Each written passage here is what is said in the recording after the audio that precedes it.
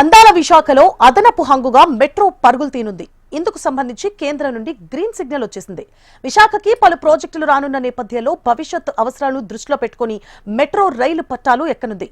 విశాఖ మెట్రోపై special report. Green signal వచ్చేసింది. మరి విశాఖ మెట్రో కోసం ఇప్పటికే దాదాపుగా 11,498 కోట్ల రూపాయల బడ్జెట్ని అలొకేషన్ చేసేందుకు ప్రభుత్వాలు అంగీకరించాయి.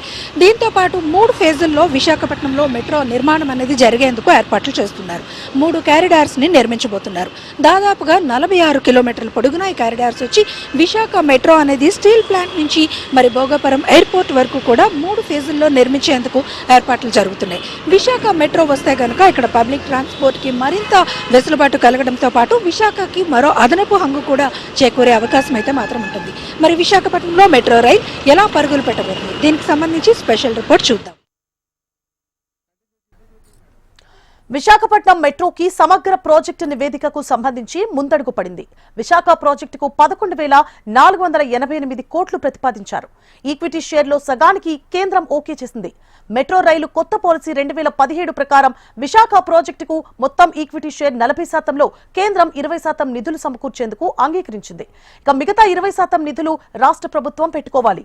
తొలి దశలో 11,498 కోట్లతో చేపట్టనున్న ప్రాజెక్టుకు అంచనా వ్యయంలో 40% ఈక్విటీ షేర్ గా నిర్ణయించారు. మిగతా 60% నిధులు ప్రపంచ బ్యాంకుల నుంచి స్వీకరిస్తారు. ఇందుకు కేంద్రం హామీ ఇస్తుంది. రాష్ట్ర ప్రభుత్వం 30 ఏళ్లలో రుణం తిరిగి చెల్లించాలి. ఇక విశాఖలో తొలి దశలో 3 కారిడార్లు ప్రతిపాదించారు. స్టీల్ ప్లాంట్ నుంచి కొమ్మాది కూడలి వరకు, రెండోది గురుద్వారా నుంచి పాత పోస్టాఫీస్ వరకు, మూడోది తాటిచెట్లపాలెం నుంచి చినవాల్తీర్ వరకు కలిపి మొత్తం 46.23 కిలోమీటర్లలో కారిడార్లు ఏర్పాటు చేయనున్నారు. రెండో దశలో కొమ్మాది నుంచి భోగాపురం విమానాశ్రయం వరకు 30.67 కిలోమీటర్లలో మరో కారిడార్ ప్రతిపాదించారు. ఇందుకోసం 5,734 కోట్లు అవసరమని ప్రతిపాదించారు.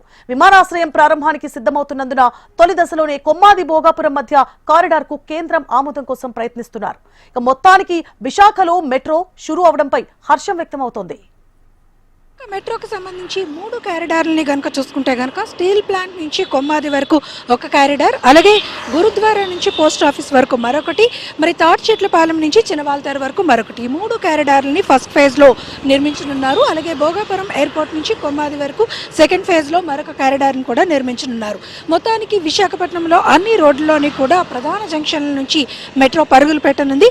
ఇది వేగవంతం అవ్వాలని ఇక్కడ ప్రజలు కూడా ఆకాంక్షిస్తున్నారు. అందుకు సంబంధించి రాష్ట్ర ప్రభుత్వం, కేంద్ర ప్రభుత్వం రెండూ కూడా మెట్రోకి గ్రీన్ సిగ్నల్ ఇవ్వడంతో వేగవంతంగా ఈ చర్యలు పూర్తి చేసేందుకు ఏర్పాట్లు అయితే మాత్రం జరుగుతున్నాయి. ఇది లేటెస్ట్ అప్డేట్. వీడియో జర్నలిస్ట్ ధనుష్తో అనురాధ, HM టీవీ, విశాఖపట్నం.